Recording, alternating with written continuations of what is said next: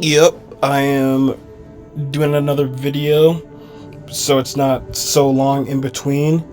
Uh, yeah, so starting out with the 80s for today's video, doing something new. I am gonna be doing some audio behind my voice throughout the whole thing. So I kind of want to try something new. I'm still going to be using tracks from movies that I've seen, movies or shows.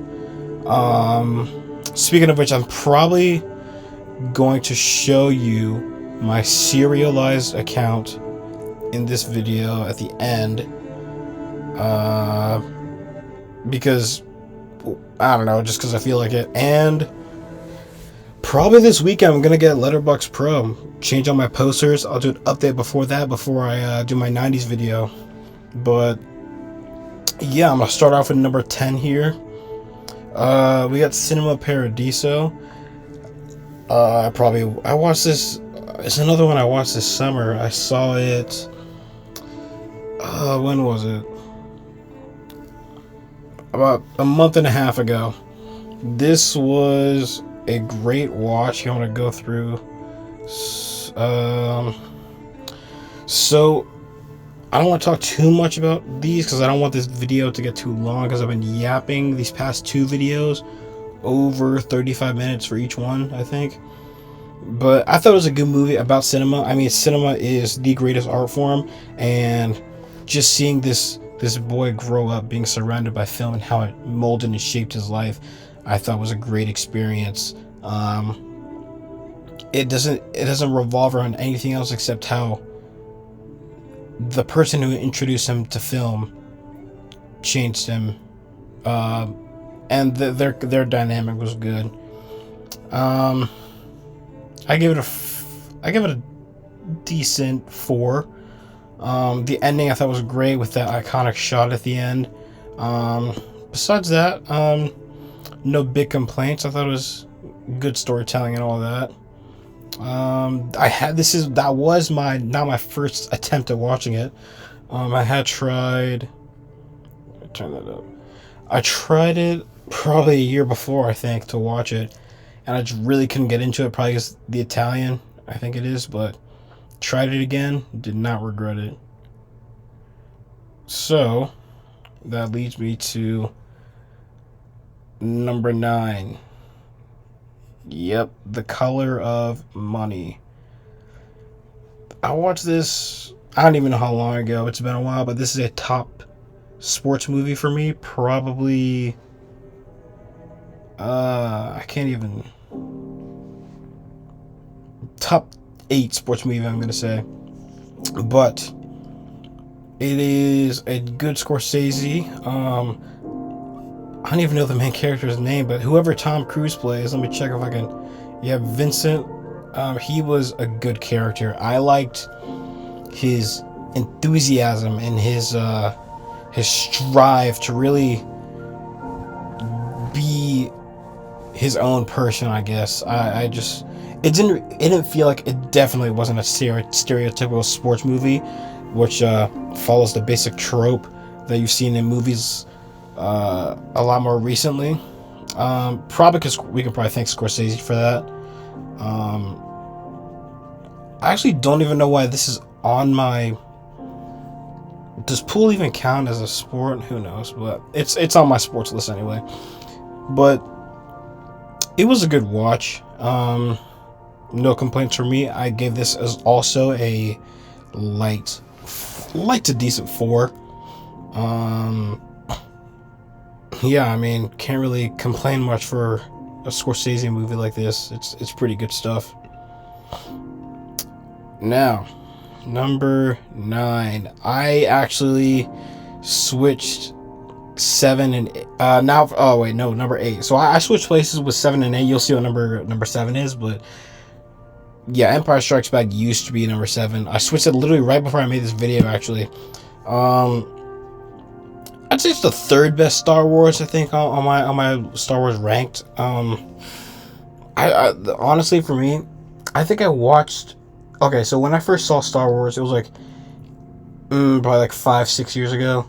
I watched it all on my laptop in chronological order. So I think I did episode 1, 2, 3, Rogue One, 4, 5, 6, 7, 8, 9, and then Solo. I don't know. But it was all in the span of like 3 days. Couldn't really. I mean, all I know is that obviously Empire Strikes Back is a really good classic. Everyone loves it. I gave it a 4. A lot of people will say it's either 4.5 or a 5. As you can see, everyone's giving all this. But I mean, it's still good stuff. I've never been big on Star Wars. That's one thing about me. I think, personally, I think Dune is far superior. But to each their own, I guess. It's like, people will say, like, I've heard that Star Wars is more for the fans, it's more whimsy and fun. But not for me. But yeah, Back to the Future 1 used to be 8, but I moved it because when I first saw this, it was such a fun movie that I really had a good time watching time travel. And I don't know, this is one of the quintessential time travel movies. Going back, seeing your parents, like when you think of what you would do if you could time travel, this movie is basically it. I mean, there's not really any problems or complaints. It does a good job at doing what it's supposed to. Robert Zemeckis, another good movie. No complaints from me. I give it. I think this is probably a solid 4. I can't give it. There's no way I can give it a 4.5. That 4.5 and 5s are. Those are saved for very special movies. I do have. I think I do have 4.5 on this list. Not this one. Okay, Once Upon a Time in America. I believe Sergio Leone's 84 film. I had a great time. Let's look at my review here. Okay, so yeah, this is the mob movie that I wanted, but from other ones that kind of fell flat for me. Personally, this just delivered. The only problem was it was 4 hours. Yeah, so not ideal, but I would say it's worth it if you want to watch it.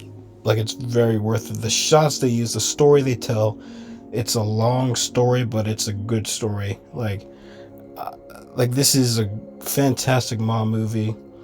I'm not gonna go into too much detail, but it's a good watch. That's all I'll say.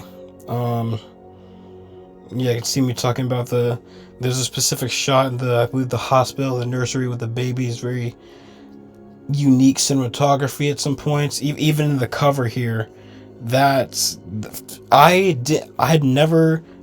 that shot so many times in a bunch of different edits and stuff.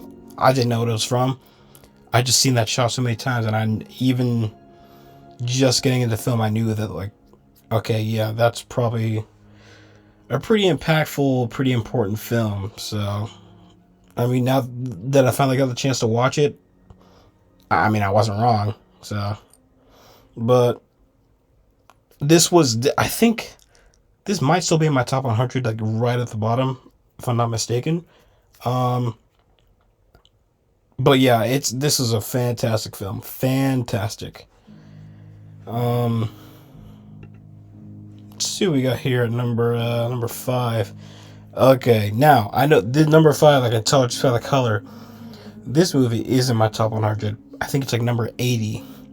So Once Upon a Time in America could be in my top 100 as well. But The Shining. I feel like I've tried to watch movies and then like given up and then tried again later so many times. This is another one of those examples. But the thing is, I watched this, like, I really liked it when I watched it in the airport on my laptop. I mean, because the first time I tried to see it, I can't even think when it was. It was a while ago. I watched like the first 5 minutes, super stale, super boring, and then there's the intro credit shot where it's like the shot of the water and the lake and the road with a weird music, but it's kind of just like iconic now from Kubrick. The whole movie was like unique and weird, some unsettling at some points, and kind of strange. The whole thing with Jack being like, I don't even know how to describe it. He was bad the whole time or whatever. That's an interesting choice. I should probably think about that more of what it actually means. Watch some YouTube reviews, TikTok reviews. I don't know, but it's not my top 100, so it's obviously not a piece of crap. I think I'm gonna go with a strong 4 on this one. Kubrick's second best.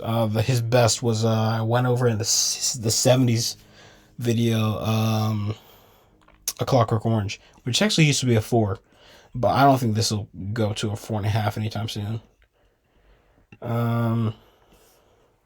Let's see what we got here. Okay, is this okay? The Abyss. James Cameron's '89 film. Let's see what we got here. Okay, a 4.5, mainly because I was getting emotional towards the end. It was fantastic stuff. The beginning, there were points where it's kind of like if you ever seen The Thing, or Alien, or any of those movies, similar style, where it was just like, obviously there was like a creature, but this one was subterraneous. A creature on this submarine, and it's kind of taken over.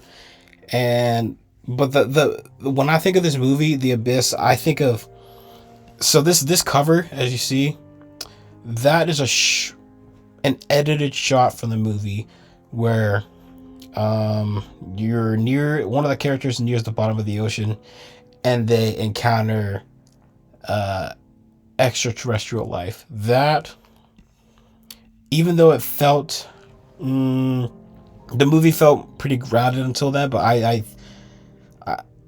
don't know, that got me really emotional because of the chemistry between these two actors and the banner here.